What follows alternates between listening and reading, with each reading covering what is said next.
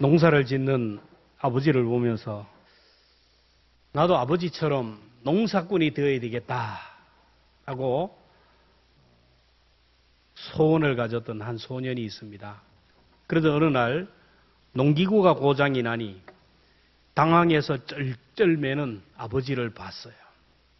그 아버지가 기술자를 불렀는데 기술자가 오더니 뚝딱 고치니까 야, 나도 기술자가 되고 엔지니어가 되어야 되겠다 소원을 했어요. 그러다가 그 동네에 어려움을 당한 사람에게 그걸 변호를 잘해서 어려움을 극복해 준 변호사를 보면서 나도 변호사가 한번 되어야 되겠다 마음을 가졌어요. 어느 날 엄마가 너무너무 아파 고통을 당하는데 의사 선생님이 간단하게 고치는 것을 보고 야, 의사가 또 한번 되어 봐야 되겠다. 교회에 가서 예배를 드리다가 목사님을 보고 나도 목사가 되어야 되겠다. 자기 소원이 이렇게 바뀌는 것을 보고 소년이 하나님 앞에 기도했어요. 하나님, 저는 무엇이 되어야 됩니까? 이것도 하고 싶고 저것도 하고 싶고 보는 대로 하고 싶은데 어떻게 하면 좋습니까? 그때 하나님이 음성이 들려와요. 너는 모두가 될 수 없느니라. 그러니 너는 그런 사람이 될 사람을 가르치라. 선생님이 되어라. 내가 가르친 제자가 농부도 되고 의사도 되고 법률가도 되고 네가 가르친 제자가 목사도 되게 하라. 그러면 너는 모든 것이 될 것이다. 그래서 이 소년은 교사가 되기로 작정하고 선생이 되었어요. 그 사람이 그 유명한 계몽주의 교육가인 루소라는 사람입니다. 여러분, 이처럼 훌륭한 선생님이 있으면 훌륭한 인재를 길러내요. 큰 나무 밑에는 다른 식물들이 자랄 수가 없습니다. 그러나 사람은 큰 나무 밑에 인물이 난다라는 거예요. 한 나라가 국격 있는 나라가 되고 한 교회가 브랜드 가치가 있는 교회가 되고 한 가정이 명품 가정이 되고 한 개인이 선한 영향력을 끼친 데에는 반드시 그 뒤에 훌륭한 교사, 그 사람을 발굴하고 가르쳤던 교사가 있다라는 것입니다.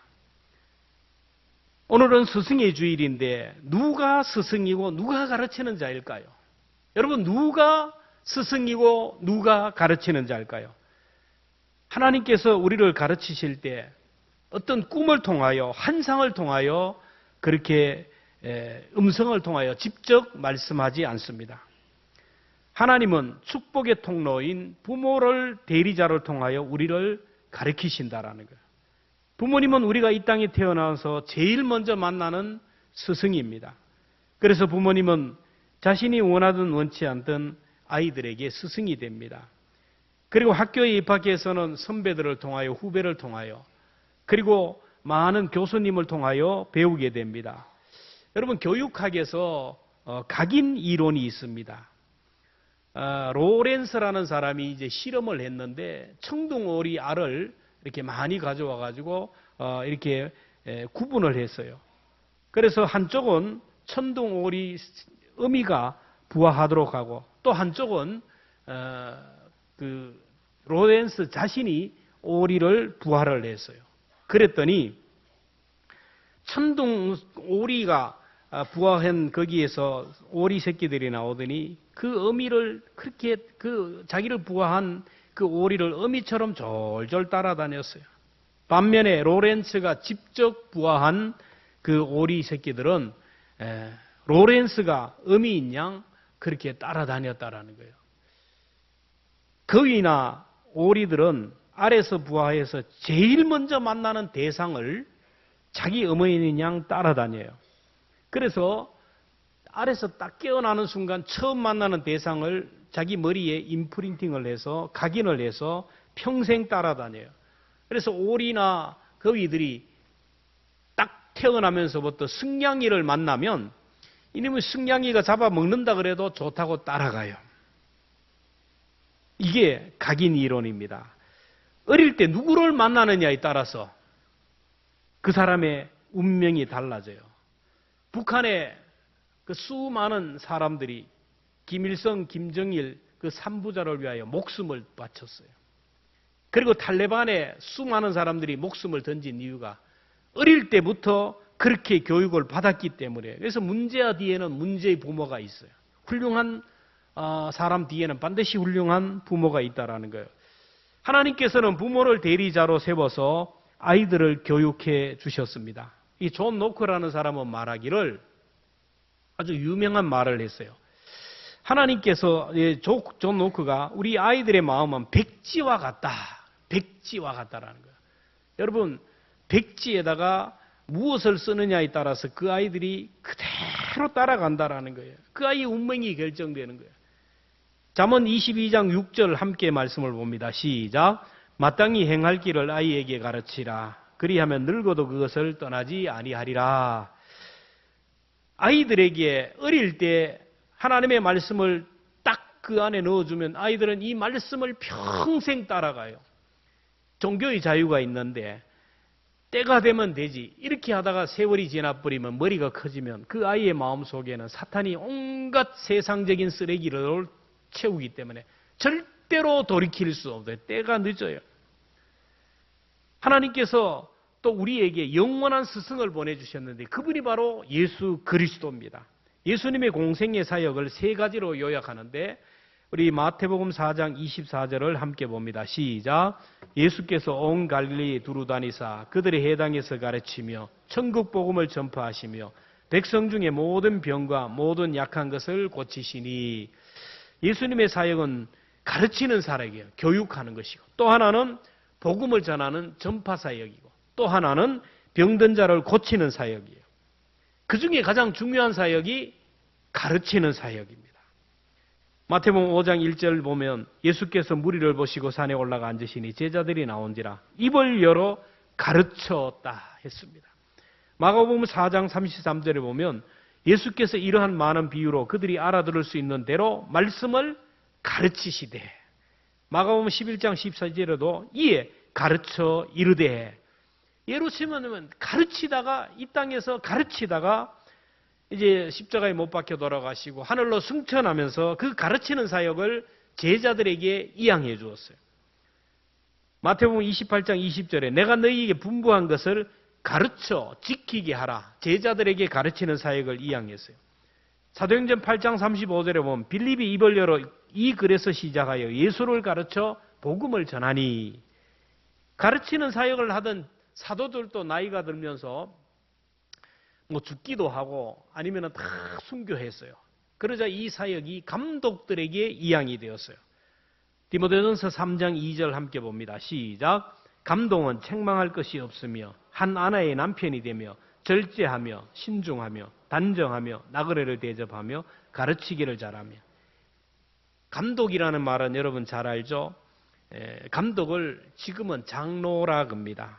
장로, 치리하는 장로가 있고 치리를 하고 가르치고 성례전을 집행하는 장로가 있어요. 치리하는 장로는 우리 교회 장로님들 장로님입니다. 치리라는 것은 우리 성도들의 신앙을 돌아보면서 예배 참석하지 않고 기도하지 않고 신앙적으로 게으르고 나태하면 책망하고, 그래도 말 안 들으면 당회에서 치리하는 거예요. 수찬 정지를 하든지 뭐 근신을 하든지 이게 치리예요. 오늘 이 시대는 치리가 사라진 시대예요. 치리할 사람, 치리 대상자나 치리하는 사람이나 뭐 구분이 안 되기 때문에 그렇게 되는 거예요. 치리하는 장로님이 있어요. 또 하나는 치리하고 말씀을 전하는, 그리고 성례전을 집행하는 장로, 목사가 있습니다. 그래서 목사는 가르치는 사람이에요.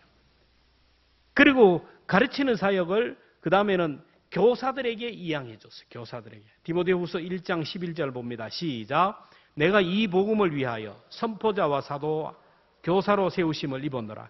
에베소 4장 11절입니다. 시작. 그가 어떤 사람은 사도로, 어떤 사람은 선지자로, 어떤 사람은 복음 전하는 자로, 어떤 사람은 목사와 교사로 삼으셨어요. 교회의 목사도 가르치는 사람이고 은사를 받은 교사들도 가르치는 사람이에요. 자, 그러면 가르치는 사람은 이런 사람이에요. 그러면 가르침을 받는 사람은 누굴까요?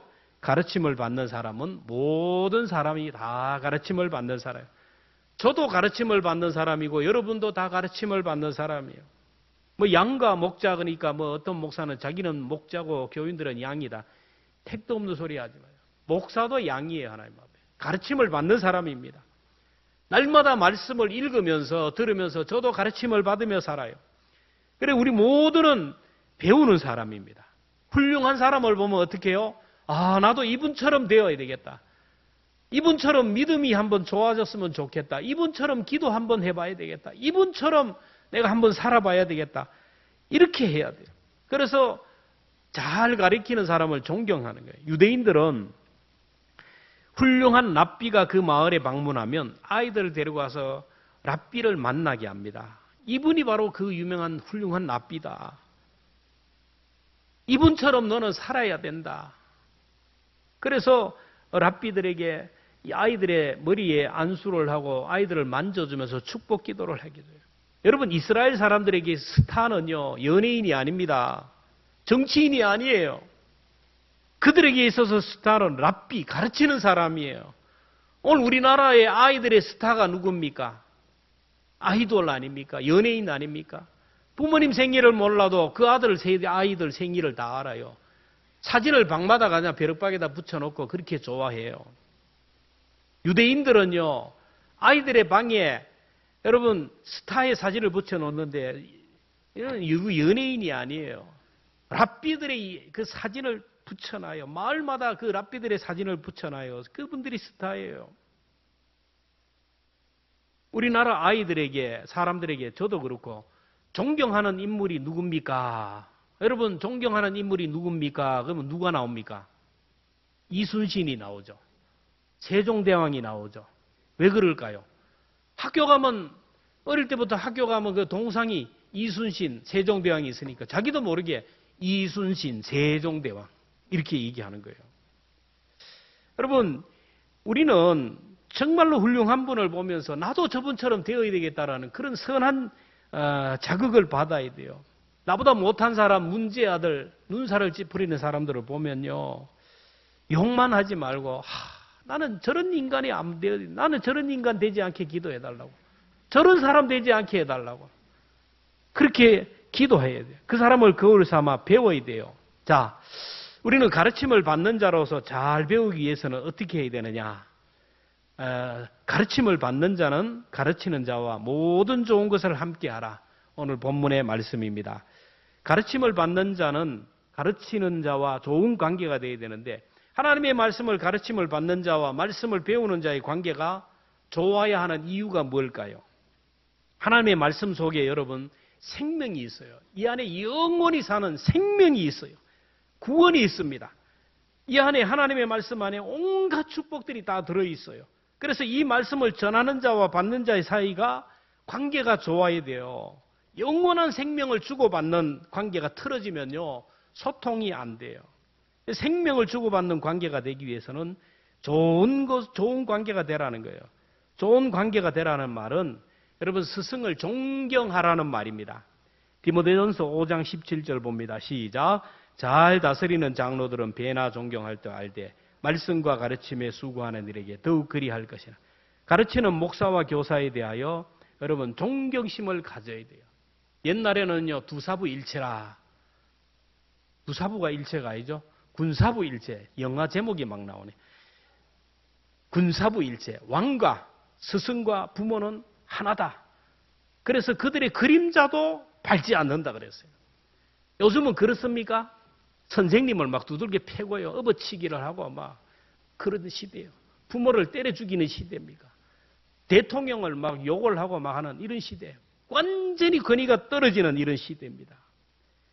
여러분, 부모는 아이들에게 교사에 대한 존경심을 보여야 돼요. 목사에 대하여, 교사에 대하여 함부로 얘기하고 함부로 대하면요, 아이들에게는 부정적인 이게 사고가 생겨가지고, 그 다음 교회에 오면요, 목사님의 설교가 안 들어와요. 선생님의 말이 안 들어옵니다. 아이들을 망하게 하는 방법은 하나다. 교회 가서 목사 욕을 막 듣다 하고, 장로님 욕을 막 하고, 막 성도들 욕을 하면요, 그 아이는 그냥 망하는 거예요. 아이들이 목사 욕을 하는 부모의 말을 들으면, 목사를 들으면, 이게 목사로 들리겠습니까? 말씀이 안 들어와요.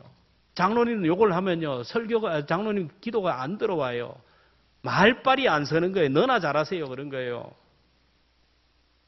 그러니까 교회에 오면 말씀의 에너지가, 말씀이 안 들러오니까 영적으로 문제가 생기면 자동적으로 육적으로도 문제가 따라오는 거예요. 그러니까 노회장 할 때 이제 제일 먼저 우리 노회원들에게 부탁한 게 그거예요. 존칭을 해주고 명칭을 해주면서 예를 다 하자 그랬어요. 그게 모두가 다 동의를 해요. 근데 시간 지나니까 똑같아요. 목사님과 장로님들이 당사들 앞에 얘기하면서 얼마나 친절하죠. 아유, 목사님, 아유, 노회장님, 아유, 장로님, 그러다가 당사자가 싹 사라지고 자기들끼리 마음에 맞는 사람이 딱 모이면 김 목사가 말이야, 김 장로가 말이야. 여기까지는 괜찮아요.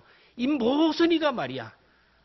저는 들었어요. 너는 그런 소리를 더 못 들어봤어요. 그렇다는 거예요. 내가 누구 이름을 부를 수도 없잖아요. 그래서 사람을 대할 때는 명칭을 하고 존칭을 하고 예의를 갖추라는 거예요. 여러분, 가정에서 식사 기도할 때 자녀들 앞에 목사를 위하여 교사를 위하여 기도하면요, 자녀들이 목사를 더 다르게 생각하고 교사를 다르게 생각해요. 교회가 영적인 권위가 세워지고 영적 질서가 세워질 때 바로 거기에 인물이 나는 거예요.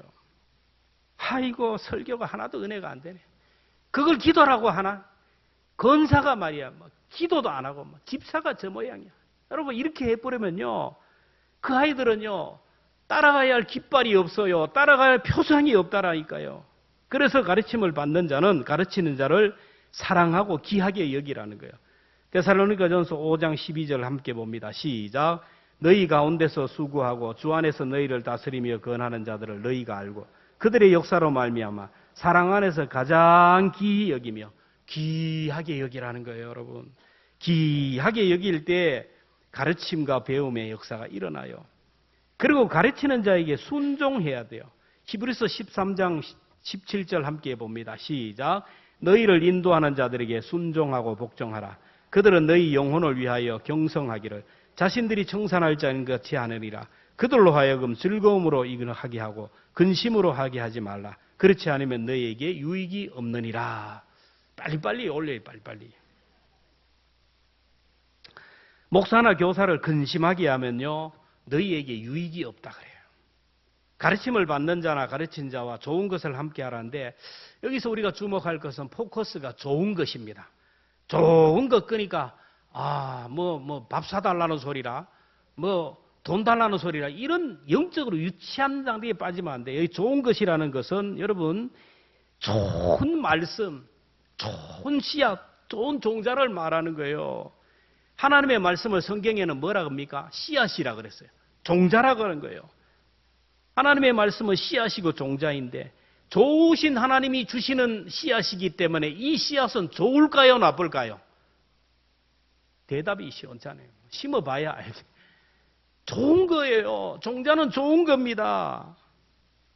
말씀의 씨앗 속에 여러분 천국이 있어요. 이 말씀 속에 생명이 있어요. 이 말씀 속에 온갖 세상의 모든 문제가 해결되는 이 마스터 키가 이 안에 있어요.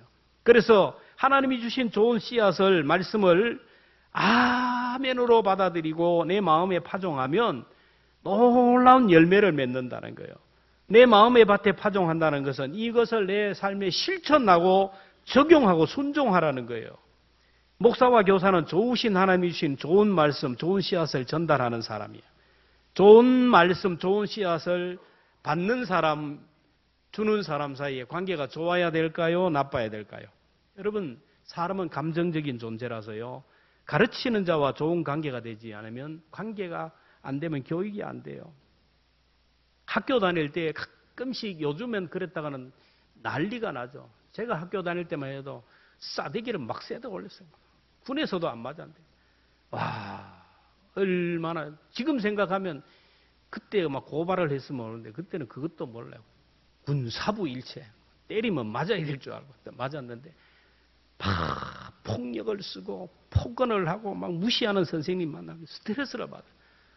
그 선생님만 보면 경기를 해요. 아유, 저 인간 안 죽나? 저만 그런 게 아니고 우리 다 그랬어요. 얼마나 악랄하게 했으면요, 저 인간 왜 안 죽나 그랬어요. 여러분, 그런 사람 오면요, 수업이 재미가 있겠어요, 없겠어요? 수업이 재미가 없어요. 그 성적은 자꾸 떨어져요. 그런데 정말로 좋은 선생님이 오면요, 그 시간이 기다려져요. 수업이 그 시간이 기다려지고 그 선생님이 좋으면요, 그 과목이 성적이 올라가요. 여러분, 목회자와 관계가 틀어지면요, 일단 말씀이 들리지가 않아요. 목회자와 관계가 틀리면 이 앞자리에 있는 사람이 자꾸 뒷자리로 가요. 뒷자리로. 저는 자꾸 뒷자리로 가면 아유, 저한테 뭔가 틀리는 게 있나 하면서 자꾸 생각을 해요. 여러분, 목사와 관계가 틀어지면요, 말씀이 안 들어오고요, 교회학교 교사와 관계 틀어지면 아이가 교회를 안 나와요. 근데 문제는 목사가 악한 사람이 있겠어요? 천성으로 악해가지고 의도적으로 한 사람을 괴롭히고 상처를 주고 의도적으로 고통을 주겠어요? 아니에요. 오해에서 비롯한 거예요. 오해에서부터. 저는 학교에 다닐 때 목회자가 되면 설교만 잘 하면 된다. 열심히 기도하고 약한 자들, 가난한 자들, 힘든 자들, 병자들만 잘 돌보면 된 줄 알았어요. 근데 목회 현장에 들어오니 그거 가지고 안 돼요. 상상하지 못했던 일들, 생각하지 못했던 일들이 푹푹 쏟아져요. 엉뚱한 사람이 오해를 하는 거예요. 저는 아무런 의도가 없는데 상처를 입고 시험이 드는 사람들이 있어요. 저는 늘 얘기하잖아요. 여러분, 저에 대해서 좋지 않는 얘기를 듣거나 뭐 저에 대해서 상처를 받으면요, 빨리 찾아오세요. 앉아서 얘기해보면요, 대화를 해보면 아무것도 아니에요. 아무것도 아닌데 이 오해가 들어서면서 누가 카더라 이간질함으로 인해서 괜히 목사에 대한 오해를 가는 오해를 하면 안 돼요. 저는 많은 목사님들과 교제하면서 해봤는데, 제가 정치부에 있잖아요. 지난 한 해 경안노회에서 다른 노회로 간 사람이 얼마나 많은지 몰라요. 그 목사님들을 제가 대화를 해보면 얼마나 전부 착하고 선한 사람인지 몰라요. 그런데 왜 이렇게 되는가? 그거는 사소한 오해들 때문에 이 오해가 쌓이고 갈등과 알력이 생기면서 교회가 시험이 들어요. 여러분, 하나님이 주시는 말씀은 좋은 것이에요. 이 말씀 속에 좋은 열매들의 씨앗이 있어요. 그래서 이 말씀을 받지 못하도록, 가르침을 받지 못하도록 사탄이 역사해요. 그래서 말씀을 가르치는 자와 받는 자는 모든 좋은 것을 함께 하라. 여기서 좋은 것을 함께 하라는 말은 말씀을 가르치는 목사나 교사들에게 그들을 위하여 기도하라는 거예요. 목사가 제일 좋아하는 게 뭘까요? 목사를 위해서 기도해 주는 사람이 제일 든든하고 좋아요. 교사들도 교사를 위해서 기도해 주는 사람들을 좋아해요. 여러분, 세상 교육은요, 그냥 가르치면 돼요. 뭐 꼴보기 싫어도 그냥 열심히 배우면 됩니다. 그러나 영적인 교육, 천국 복음은, 기독교 교육은요, 성령이 역사하지 않으면 안 된다니까요. 설교도 인간적인 열심으로 안 돼요. 성령님이 도와주셔야 돼요. 그래서 말씀을 가르치는 목사를 위하여 여러분 기도해 줘야 돼요. 진리의 성령님, 오늘도 역사하셔서 말씀의 씨앗이, 좋은 말씀의 씨앗이 전달될 터인데 저 말씀이 내 심령에 깊이 깊이 뿌리 박히게 해 주옵소서. 좋은 말씀, 생명의 말씀이 전달될 때 새가 와서 이 씨를 먹어버리지 않게 하시고 이 씨가 가시밭에, 돌짝밭에 던져지지 않게 하여 주옵소서. 여러분, 이런 기도를 해야 돼요. 가르치는 사람도 감정이 있고 약한 고리가 있어요. 잘못 가르칠 수가 있어요. 가르치는 은사가 있지만은 또 약점들이 있어요. 그래서 이게 교육의 커뮤니케이션의 장애물이 될 수가 있어요. 그래서 우리가 기도해야 된다라는 거예요. 여러분, 바울과 같은 사람도 육체의 가시가 있었어요. 율법에 정통한 사람입니다. 윤리, 논리, 수사학, 철학 모든 번에서 최고예요. 근데 바울에게는 육체의 가시가 있는데 이 육체의 가시를 많은 사람들이 간질이라 그렇게 얘기합니다. 간질병 여러분 알잖아요. 설교를 하다가 주 예수를 믿어라 하다가 갑자기 하고 넘어져. 거품을 물고 버둥버둥 넘어가요. 만약에 여기서 제가 설교를 하다가 주여 하다가 넘어가. 거품을 물고 넘어가면 여러분 어떻게 하겠습니까? 아이고, 큰일 났네. 목사님 이제 그만하셔야 됩니다. 다음 목사님 우리가 청빙해야 되겠습니다. 그렇게 되지 않을까요? 바울이 그랬어요. 여러분, 그런 가시가 있었어요. 그런데 바울은 자기 자신을 위하여 그렇게 기도했어요. 바울을 위하여 성도들이 얼마나 기도했는지 아세요? 그러니까 사람들이 바울을 보고 너나 잘하세요. 건강관리 제대로 못하는 사람이 무슨 목회를 합니까? 그렇게 하지 않아요. 기도했어요. 바울을 위하여 그렇게 기도하던 성도들이 어떤 관계가 되었는지 여러분 보세요. 갈라디아 4장 15절입니다. 시작. 너희의 복이 지금 어디 있느냐? 내가 너희에게 증언하노니 너희가 할 수만 있더라면 너희의 눈이라도 빼어 나에게 주세요. 사도 바울이 느낀 거예요. 우리 성도들이 자기를 위하여 막 눈이라도 빼어줄 정도로. 그렇게 목회자를 사랑하고 목회자를 존중하며 하니까 그 바울이 전하는 복음이 하나도 땅에 떨어지지 않아요. 다 자기에게 순종해야 될 말씀으로 하니까 그 삶 속에 능력이 나타나요. 바울과 같은 성자도요, 사람들이 미워하고 핍박하고 죽이려고 했어요. 목사도 교사도 가르치는 은사가 있지만 약점이 있어요. 가시가 있어요. 문제가 있습니다. 그래서 기도하라는 거예요. 여러분 교회 오면 제일 먼저 뭘 해야 됩니까? 저는 어릴 때부터 배운 것이 교회 오면 사람들과 얘기하지 않는 거예요. 제일 먼저 기도하는 거예요. 예배 시간에 뭐 제일 먼저 오면서 아이고 사돈 오셨니까 뭐 자가가시니까 뭐 이런 인사가 아니고 오면 기도하라는 거예요. 오늘 받을 말씀이 무엇인지 성경을 펴놓고 오늘 하나님 나에게 은혜를 주시옵소서. 내가 봐 순종해야 될 말씀이 무엇입니까? 오늘 말씀을 전하는 자에게 은혜를 주시고 능력을 주시고 오늘 예배에 방해가 없게 하시고 찬양대의 성령으로 기름 부어주시고 장로님이 기도에 성령의 기름 부어주시고 간절하게 기도하고 예배를 드리는 사람은 여러분 예배를 통하여 풍성한 은혜를 받을 줄로 믿습니다. 영적 전쟁이 가장 치열하게 일어나는 자리가 예배의 자리예요. 여러분 영적 전쟁 가장 치열한 자리가 주일날 예배. 예배의 자리에 오기 전부터 시험이 와요. 많은 믿음 약한 자들이 거기서 다 걸러 넘어져요. 이 일 저 일 때문에 교회 못 나와요. 결단해야 교회에 나와요. 근데 여러분은 결단하지 않고 이 정도로 나올 수 있는 것은 이미 영적으로 성장하고 성숙했다는 증거예요. 이 자리에 나온 것으로 끝나는 게 아니에요. 이 자리에 나왔지만 사탄은 그 사람의 급에 맞게 직분에 맞게 시험을 해서 말씀이 들리지 않도록 한다라는 겁니다. 말씀이 전해지면요. 사탄이 역사를 해요. 딴 생각을 하게 합니다. 잡념에 사로잡히게 해요. 말씀이 들리지 않아요. 여러분이 볼 때는 우리가 같이 예배를 드리고 눈을 뜨고 있으면 말씀 아멘 잘 맞네. 근데 영적인 시각으로 다 보면요. 듣는 것 같지만 지금 다른 데 출장 가 있는 사람들 출장 간 분 빨리 돌아오시길 바라요. 예배 마치고 오후에는 뭘 할 것인가? 오늘 저녁에는 뭘 할 것인가? 막 오만 잡 생각을 다 하는 거예요. 사탄 마귀에게 붙들려서 그래요. 말씀을 맺으려고 합니다. 우리가 좋은 씨앗, 좋은 종자를 파종해서 열매를 맺는 게 쉬운 게 아니에요. 농사 지은 분 알잖아요. 저 푸른 저 하늘에 그림 같은 집을 짓고 사랑하는 우리 님과 한 백년 살고 싶어. 그래서 기농을 해가지고 전원생활을 하면서 땅을 사가지고 기촌해가지고 푸른 꿈을 가지고 막 시작하던 사람이 3년도 안 돼서 짐을 사는 이유가 뭡니까? 잡초와 전쟁하다가 두 손 들고 가는 거예요. 여러분 씨앗을 뿌리면 그게 금방금방 나오면 얼마나 좋겠어요. 잡초가 병균이 얼마나. 여러분 씨앗을 심고 그냥 열매 맺는 것이 아니에요.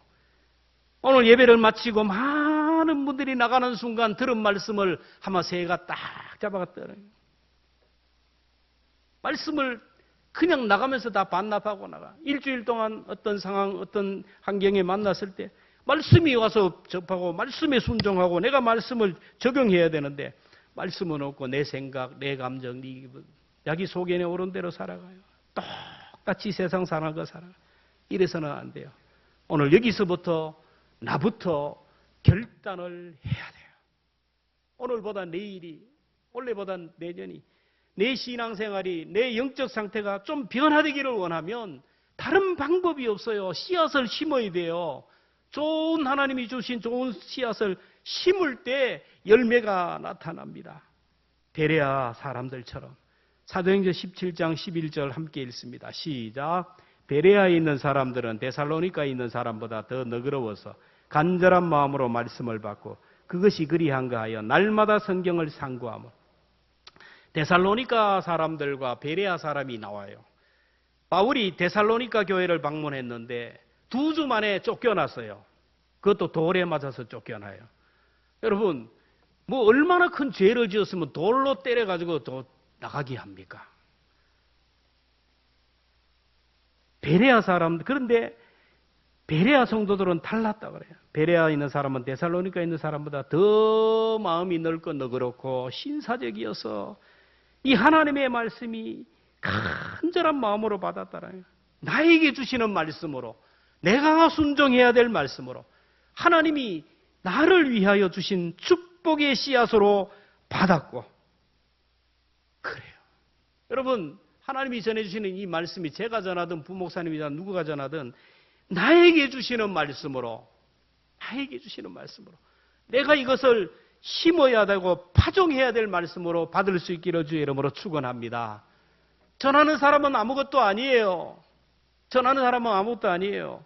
그 전하는 사람이 주는 이 종자, 씨앗이 중요한 거예요. 이것을 그렇게 받아야 돼요. 그래서 내가 이대로 하면 정말 이게 하나님의 말씀인가? 이게 정말 축복의 씨앗인가? 한번 심어보자. 한번 파종해보자. 그래서 심어보는 거예요. 베레아 성도들은 그래서 묵상하면서 순종해보려고 발버둥치고 몸부림치고 결국에는 순종했더니 기적이 일어났다라는 거예요. 여러분, 말씀을 펼쳐 읽을 때, 말씀을 들을 때 이런 기적을 여러분 경험할 수 있기를 축원합니다. 하나님은 좋으신 하나님이에요. 그분은 우리의 아버지입니다. 우리 아버지는 우리 자녀들이 잘 되기를 원하고 자녀들에게 뭔가 자꾸 해주고 싶어요. 선한 영향을 끼치기를 원해요. 하나님은 우리에게 복을 주실 때 여러분 하늘 문이 그냥 어느 순간에 확 열리고 자다 보니까 하나님께서 막 이슬 같은 복을 막 주시고, 아니에요. 하나님은 우리를 복을 주실 때는 말씀으로 주셔요. 하나님의 말씀을 읽을 때 이 말씀이 축복의 씨앗이에요. 그리고 하나님의 말씀을 들을 때 이 말씀이 축복의 종자예요. 좋은 종자입니다. 종자는 그냥 가지고 있으면 안 돼요. 종자는 심어야 돼요.